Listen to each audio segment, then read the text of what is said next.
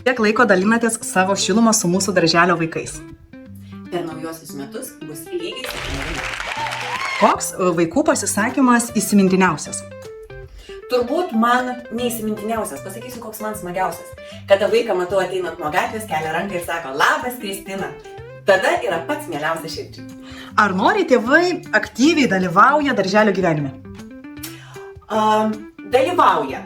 Yra labai aktyviai dalyvaujančių, bet norėčiau, kad dalyvautų dar daugiau ir dar aktyviau. Juk jeigu yra gerai, niekada nebūna per daug.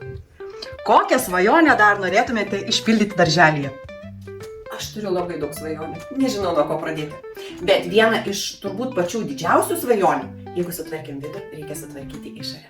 Tai sutvarkyti lauką. Tai yra pagrindinė didžiausia mano svajonė.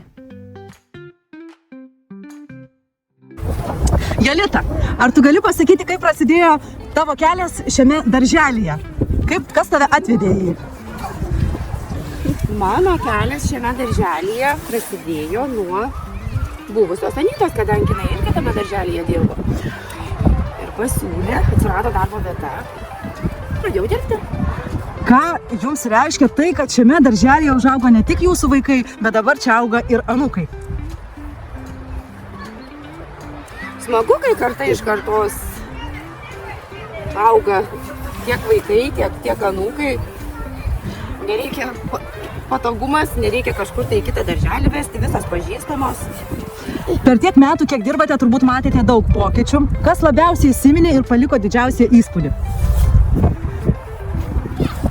Na, gal tas moteriškas kolektyvas, tas šiltas bendravimas. Pradėjau dirbti su labai gerom moterim.